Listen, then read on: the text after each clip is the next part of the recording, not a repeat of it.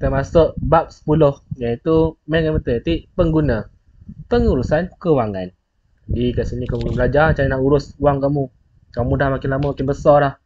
Form 4 kan, 16 tahun. Nanti kamu dah boleh kerja sendiri, boleh pegang duit sendiri. Jadi kamu kena belajar urus duit sendiri. Baik, ini subtopik kita iaitu perancangan dan pengurusan wang. Kita ada 10.1.1 iaitu menguraikan proses, 10.1.2 iaitu membina dan membentang pelan kewangan peribadi. Baik, kita teruskan je. Ini apa yang kamu nak belajar hari ni lah. Apakah yang dimaksudkan dengan proses pengurusan kewangan? Pengurusan kewangan merupakan suatu proses yang melibatkan pengurusan wang daripada sumber pendapatan terhadap simpanan, perbelanjaan, perlindungan dan pelaburan. Dalam pengurusan kewangan ni kita terdapat 5 langkah. Terdapat 5 langkah dalam proses pengurusan kewangan. Apakah langkah tersebut? Langkah tersebut yang pertama adalah menetapkan matlamat kewangan. Jadi bila kamu nak uruskan kewangan kamu, kamu kena ada matlamat. Untuk apa kamu simpan duit ni? Untuk apa kamu belanjakan duit ni? Jadi kena ada matlamat dia. Dalam matlamat tu kena ada berapa lama kamu simpan, untuk apa, berapa jumlah dia. Itu yang pertama. Yang kedua adalah menilai kedudukan kewangan. Kamu kena tengok kewangan kamu tu macam mana kedudukan dia. Pendapatan kamu, pembelanjaan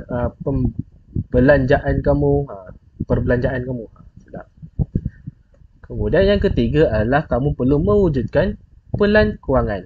Yalah, nak uruskan kewangan kena ada pelan dia lah. Kalau tak betul kabur. Yang keempat adalah melaksanakan pelan kewangan. Kamu dah wujudkan pelan, kamu kena dah laksanakan dia. Baru betul. Takkan lebih jauh macam tu je. Dan yang terakhir ialah mengkaji semula dan menyemak kemajuan. Okey. Ini adalah 5 ni penting kamu kena ingat susunan dia. Yang pertama kena menetapkan matlamat dulu. Kemudian kedua baru menilai kedudukan kewangan kamu sesuai ke tak dengan matlamat kamu. Cukup ke tak kamu punya pendapatan untuk dapat matlamat kamu tu. Kemudian kamu kena wujudkan pelan. Dah wujud pelan, kamu buat pelan tersebut. Dah siap pelan, dah kamu laksanakan semuanya, kamu tengok balik apa kamu boleh majukan lagi. Okey, yang 5 ni kamu kena ingat. Seterusnya, kita tengok menetapkan matlamat dulu. Menetapkan matlamat kewangan merupakan langkah pertama dalam proses pengurusan kewangan. Dia adalah langkah yang pertama sekali. Matlamat kewangan yang ditentukan ialah mestilah mengikut keutamaan dan spesifik. Maksud keutamaan di sini kamulah sesuatu yang perlu, keperluan. Contoh dia ialah keperluan ni contoh dia adalah seperti makanan, pakaian, tempat tinggal. Jadi bila matlamat, kamu buat satu matlamat kewangan, kamu kena tengok dulu keutamaan kamu. Jadi nanti kamu akan buat pelan. Nanti kat pelan tu nanti kamu akan ada adjust something. Jadi kamu kena tengok apa yang perlu, apa yang tidak, apa yang kamu boleh keluarkan. Itu adalah mengikut keutamaan. Dan spesifik. Jadi bila kamu buat matlamat, kamu kena ada spesifik lah. Dia punya matlamat tu. Untuk apa? Dia kena spesifik. Jangan tiba besar je. Okey, contoh dia. Amsyah hendak menyimpan 30,000 dalam bank bagi tempoh masa 5 tahun sebelum berkahwin. Kat sini, keutamaan Amsyah lah untuk berkahwin. Matlamat Amsyah adalah spesifik. Dia nak simpan duit ni adalah untuk berkahwin dalam bagi masa tempoh 5 tahun. Jadi dalam bank dia dalam masa tempoh 5 tahun, dia kena ada 30,000 untuk berkahwin. Itu matlamat Amsyah dalam hidup dia. Raja pula dia hendak menyimpan 2,000 dalam tempoh masa 5 bulan untuk membeli sebuah komputer riba. Jadi matlamat raja kat sini dia nak beli komputer riba, jadi dia simpan 2,000 dalam tempoh masa 5 bulan. Jadi nak buat matlamat ni spesifik dia kena ada jumlah duit, dia kena ada tempoh masa dan dia kena ada matlamat dia. Boleh faham yang ni? Matlamat kewangan yang ni. Faham? Faham. Faham. Faham. Kemudian kita teruskan. Terdapat 3 jenis jangka masa matlamat kewangan. Jangka masa. Yang pertama adalah jangka masa pendek, kedua jangka sederhana, ketiga jangka panjang. Kamu tak belajar jangka sederhana. Jangka sederhana tak ada dalam kamu punya buku teks. Tapi cikgu beritahu jugalah sebagai kamu punya pengetahuan am. Okey.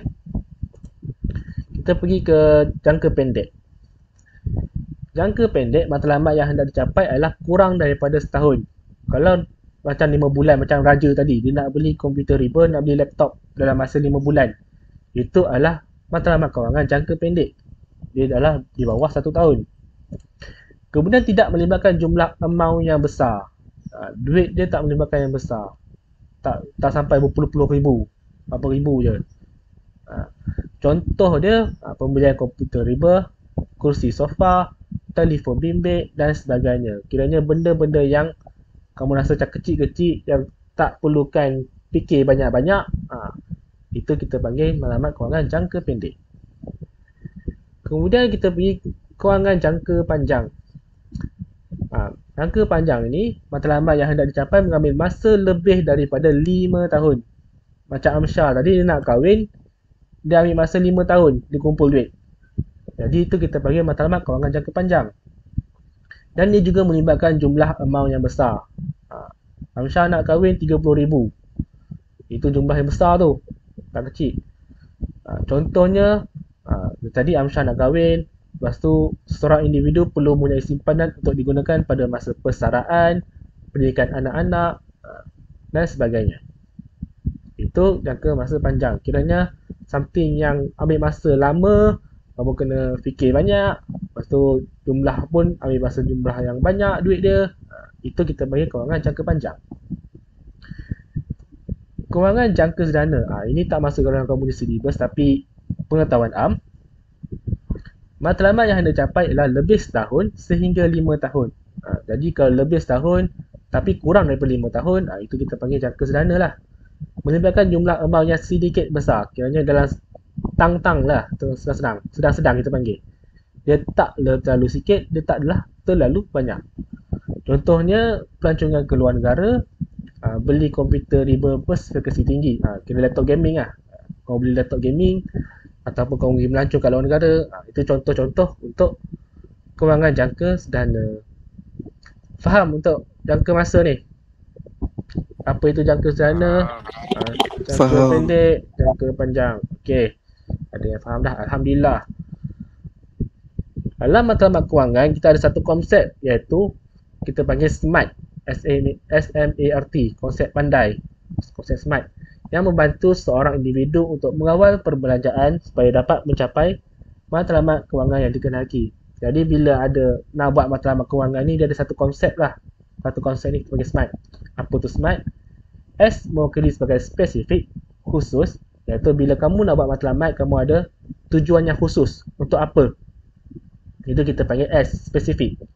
Kemudian kita ada M, measurable, boleh diukur. Apa yang boleh ukur adalah matlamat tu. Kamu boleh ukur tak berapa banyak jumlah yang diperlukan untuk kamu belanja? Berapa wang kamu habiskan, berapa wang yang kamu perlu habiskan untuk kamu capai matlamat tu. Itu kita panggil measurable. Yang ketiga A, attainable. Attainable ni boleh capai. Adakah kamu punya pendapatan tu, jumlah pendapatan kamu punya duit, boleh capai tak dengan kamu punya matlamat? Yang keempat adalah realistik, bersifat realistik. Jadi kalau dia kiranya jika dia boleh attainable, jika boleh capai, maka dia bersifat realistik. Dan yang terakhir adalah time bound, iaitu tempoh masa. Jadi bila kamu dah buat matlamat kewangan ni, kena ada tempoh masa dia, supaya kamu tengoklah. Kalau lama sangat, takut tak tercapai pula, kan? Jadi kena buat tempoh masa dia. Kita tengok contoh soalan. Encik Yusof akan menyambut hari keluarga di Port Dickson dalam tempoh 6 bulan. Sambutan ini akan menelan perbelanjaan sebanyak RM1,500. Encik Yusof perlu menyimpan RM250 sebulan daripada pendapatannya sebanyak RM2,500 sebulan. untuk mencapai matlamat kewangan beliau. Adakah matlamat kewangan Encik Yusof memenuhi pendekatan SMART? Okey. Kita tengok cara penyelesaian dia. Yang pertama adalah S, spesifik. Adakah matlamat Encik Yusof adalah khusus? Amsyar. Ada Amsyar?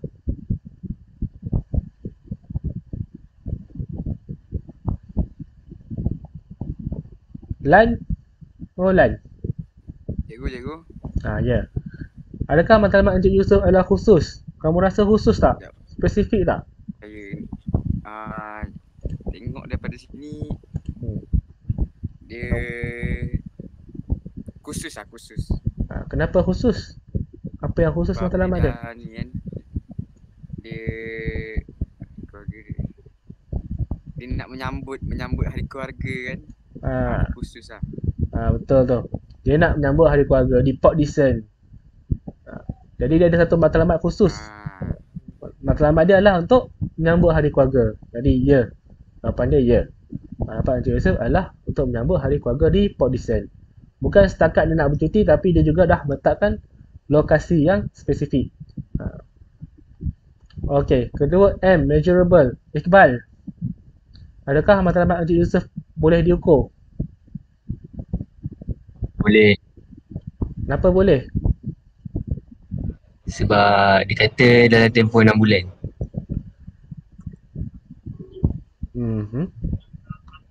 Bukan jawapan cikgu nak. Jawapan dia adalah sebab dia dah sambutan ini akan menelan perbelanjaan sebanyak 1,500. Jadi Encik Yusof dia dah ukur dah berapa banyak perbelanjaan ni digunakan. Berapa banyak duit dia yang akan digunakan untuk dia punya hari keluarga. Jadi dah tahu dah jumlah wang yang diperlukan lah untuk menyambut hari keluarga, iaitu sebanyak 1,500. Itu yang kita masukkan dengan measurable. Measurable ni kita tengok sama ada matlamat tu kita boleh tengok tak berapa takat mana kita punya perbelanjaan. Masuk dari situ measurable. Faham? Okey Iqbal. Faham. Okey, attainable. Adakah matlamat Encik Yusof boleh dicapai? Siapa lagi? Raja. Cuba ingat tu je. Amsyar, Lan, Raja, Iqbal. Ada Raja? Ada. Matlamat Encik Yusof boleh capai ke tak? Boleh. Kenapa boleh? Sebab dia dah prepare awal. Dia cakap awal dia akan simpan 250 sebulan. Simpan RM250 sebulan. Sepanjang 6 bulan. Okey. Ya. Matlamat kewangan Encik Yusof boleh capai dengan menyimpan RM250 sebulan selama 6 bulan daripada jumlah pendapatan bulanan beliau sebanyak RM2,500. Jadi, kita tengok. Dia simpan RM250 selama 6 bulan. Jadi, kali 6. Kita akan dapat RM1,500. Jadi, kalau dia simpan RM1,500, sama banyak dengan perbelanjaan dia untuk hari keluarga. Jadi, dia boleh dicapai. R, realistik. Adakah matlamat Encik Yusof adalah bersifat realistik? Raja pilih seorang. Saya pilih nak lelaki ke perempuan cikgu? Perempuan pun boleh. Saya ambil Haziq. Haziq perempuan lah. Saya tak ikut lah. Okey. Lelaki kan? Lelaki perempuan bukan sekenal. Tak apalah. Saya fikiran. Tak apa Haziq. Adakah matlamat Encik Yusof adalah bersifat realistik Haziq? Real ke dia ni? Realistik. Kenapa Haziq? Sebab dia punya pendapatan kan RM2,000 macam tu kan. RM2,500. So dia boleh simpan duit untuk sampai RM1,500 lah. Very good. Ya, betul. Matlamat kewangan Encik Yusof yang nak menyambut adalah bersifat realistik. Dia boleh menyimpan RM250 sebulan sebab dia punya gaji adalah RM2,500 sebulan. Tempoh masa. Adakah matlamat Encik Yusof ada tempoh masa dia? Haziq, pilih seorang. Hawa. Hawa. Tu rasa nama dia. Ada. Ada tempoh masa ke Hawa? Matlamat Encik Yusof ni. Ada. Berapa masa dia? Tempoh masa je 6 bulan. Very good. Tempoh masa yang diberikan untuk matlamat kewangan Encik Yusof adalah 6 bulan. Jadi kita kat sini tahu dah. Specific year, measurable year, attainable year, realistic year, tempoh masa pun ada. Jadi oleh itu Encik Yusof mengamalkan matlamat kewangan berpandukan konsep SMART. Jadi untuk soalan macam ni, kamu kena tengok adakah dia menepati tak SMART ni. Kalau ada kurang satu pun, kalau tak ada A ni, kata ada A, kan? Dia tak dikira berpandukan konsep SMART. Okey? Dia kena ada 5-5. Faham konsep SMART? Did you understand? Cikgu. Alhamdulillah. Okey. Terus kita pergi menilai kedudukan kewangan. Okey. Aset dan liability menjadi kayu pengukur bagi menilai kedudukan kewangan. Jadi kalau nak tengok kedudukan kewangan kita, kita guna aset dan liability. Apa itu aset? Contoh aset yang boleh dimiliki oleh seseorang individu ialah wang tunai, simpanan, pelaburan hartanah, simpanan tetap, amanah saham atau saham syarikat. Cara kasar dia, aset ni adalah kamu punya pendapatan. Lebih kurang macam itulah aset ni. Kita cakap cara kasar dia. Liability merupakan pinjaman bank, hutang kad kredit dan sebagainya. Selain itu, anda juga patut mengetahui bayaran yang perlu dibuat seperti sewa rumah dan bil utility yang belum dijelaskan. Kiranya liability ni secara kasar dia adalah perbelanjaan kamu. Macam pinjaman wang kan, kamu pinjam wang, kemudian kamu kena bayar balik wang pinjam tu. Jadi itu liability kamu. Liability ni macam apa? Tanggungan bukan macam tu. Kiranya macam perbelanjaan kamu lah. Kalau nak lebih lanjut, baca buku teks muka surat 274. Buku teks. Ini baca je yang menilai kedudukan kewangan ni. Dia tak ada kira-kira. Kamu kena faham je tu je. Okey, seterusnya kita mewujudkan pelan kewangan. Okey. Terdapat dua komponen penting dalam pelan kewangan yang dibina, iaitu satu, sumber pendapatan, yang kedua adalah perbelanjaan. Okey, ingat ada sumber pendapatan dan ada perbelanjaan. Pendapatan terdiri daripada pendapatan aktif dan pasif. Kat pendapatan tu ada dua. Dia ada aktif, dia ada pasif. Nanti kita tengok. Perbelanjaan pula terdiri daripada perbelanjaan tetap dan perbelanjaan tidak tetap. Perbelanjaan pun ada dua, tetap dan tidak tetap. Kita tengok pendapatan aktif dan pasif dulu. Pendapatan aktif merupakan pendapatan utama, iaitu gaji, allowance, komisen dan sumber kewangan lain. Jadi tak kata dia pendapatan aktif ni kira macam kau kerja teruk-teruk, kau kena kerja setiap hari macam tu, itu dan dapat gaji, itu kita panggil pendapatan aktif. Pendapatan pasif terdiri daripada sewa yang diterima, faedah yang diterima, dividen dan lain-lain. Pendapatan pasif ni macam kau buat satu benda untuk kau biar, tapi duit masuk. Itu pendapatan pasif. Macam contoh kau sewakan rumah ke orang. Kau sewa, kau dah buat kontrak semua, mana kau belah. Kau biar je, nanti setiap bulan duit masuk. Duit sewa masuk. Itu kita panggil pendapatan pasif. Dan kedua-dua pendapatan ini kita katakan aliran tunai masuk. Pendapatan kita panggil sebagai aliran tunai masuk. Pasif ke aktif ke kita panggil aliran tunai masuk. Kemudian perbelanjaan. Perbelanjaan tetap ialah perbelanjaan yang mesti dibayar atau dibelanjakan. Seperti contoh sewa rumah, bayaran insurans, ansuran rumah, ansuran kereta dan bayaran kad kredit. Kiranya perbelanjaan tetap ni kamu dah tetap dah jumlah dia kamu kena bayar berapa. Kamu mesti bayar setiap bulan. Itu perbelanjaan tetap. Perbelanjaan tidak tetap pula dia akan berubah setiap bulan. Contohnya minyak petrol kamu, minyak motor, minyak kereta kamu keluar. Kamu bukan setiap hari keluar kan. Jadi setiap minggu lain-lain hari. Setiap minggu lain-lain kamu punya belanja minyak petrol kamu. Barangan dapur, bil elektrik, bil air dan sebagainya. Itu kita panggil perbelanjaan tidak tetap. Perbelanjaan kita panggil sebagai aliran tunai keluar. Macam tadi, pendapatan adalah aliran tunai masuk, duit masuk, pendapatan. Perbelanjaan ni aliran tunai keluar, duit tu keluar. Okey? Aliran tunai positif akan wujud jika jumlah pendapatan melebihi jumlah perbelanjaan. Jadi, kalau jumlah pendapatan tu kamu tolakkan dengan jumlah perbelanjaan, kamu ada lebih dia. Contoh, pendapatan kamu jumlah dia kamu dapat 3,000. Perbelanjaan pula kamu dapat kamu keluar belanja 1,000. 3,000 tolak 1,000 ada lebih 2,000. Itu kita panggil aliran tunai positif.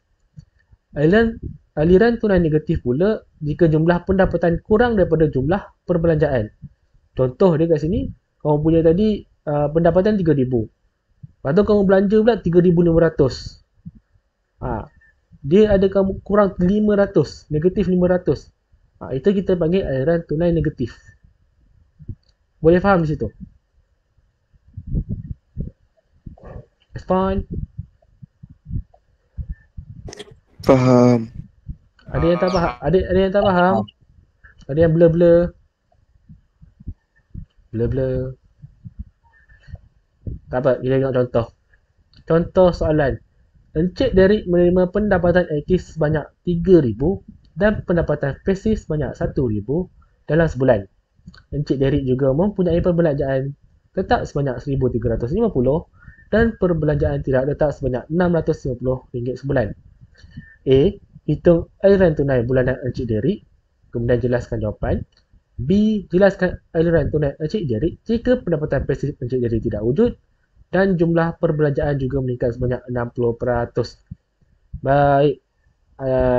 Okey. Aliran tunai sama dengan jumlah pendapatan tolak jumlah perbelanjaan. Okey. Siapa ya? Amsyah tak dengar lagi suara. Amsyah. Ada Amsyah? Amsyah. Ada? Jumlah pendapatan dia berapa, Amsyah? 3,000. 3,000. Lagi?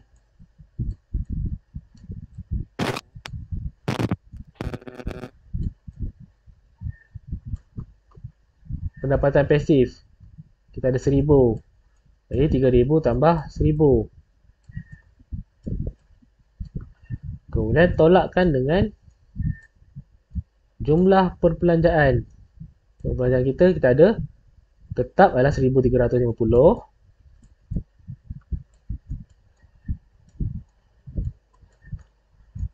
Pasif adalah 650.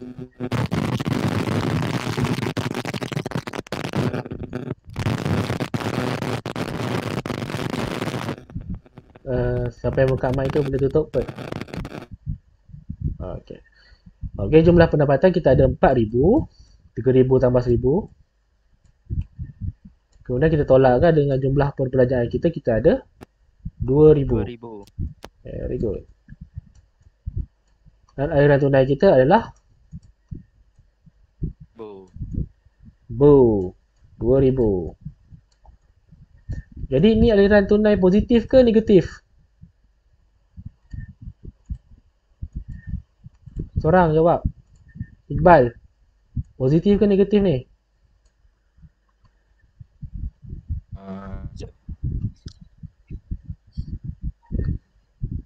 Positif. Positif. Ini adalah aliran positif. Yes, betul tu. Positif. Jaya. Okey, kemudian kita pergi B. B sama juga, iuran tunai sama dengan jumlah pendapatan tolak jumlah perbelanjaan. Tapi kat sini dia kata pendapatan pasif Encik Derek tidak wujud. Jadi pendapatan pasif ni tak ada. Jadi jumlah pendapatan Derek hanya ada 3,000.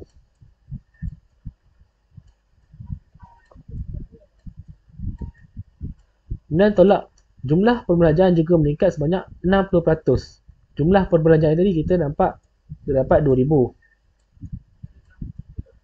Kemudian kita tambahkan dengan 60% daripada 2,000 ni. 60% kali 2,000 dapat berapa? Lan. Cikgu 60% kali 2,000 ni, aduh jap.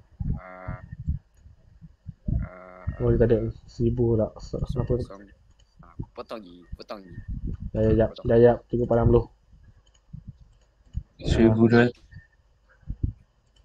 Berapa? 1,350. 1,350. 1,300.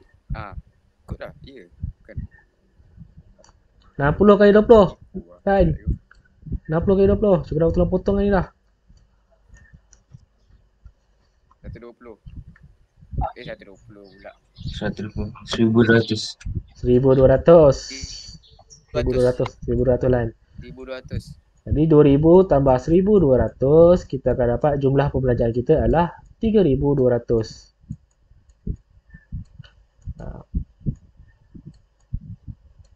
3,000. Jadi 3,000 tolak 3,200, kita akan dapat berapa? Kita akan dapat negatif 200. Jadi ni adalah negatif ke positif? Negatif. Jadi kita Negatif. negatif. Jadi kita punya jawapan lah, kita akan dapat aliran tunai kita lah RM200, aliran negatif.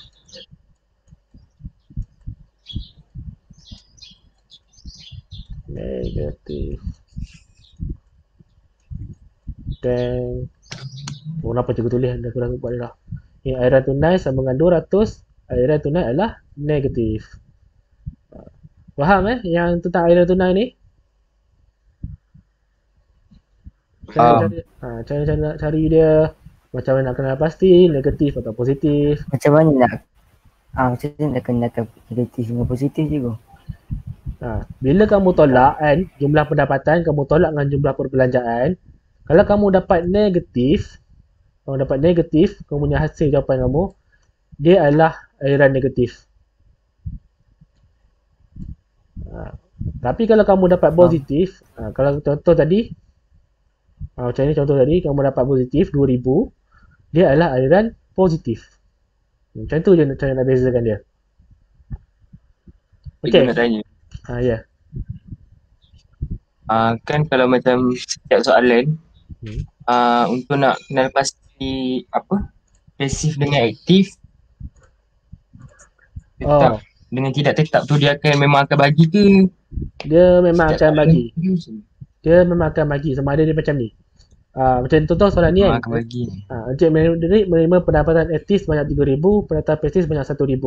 Ataupun dia bagi contoh. Contoh dia macam ni. Encik Derek kerja sebagai seorang guru. Gaji Encik Derek adalah 3,000. Encik Derek juga membuat kelas tuition.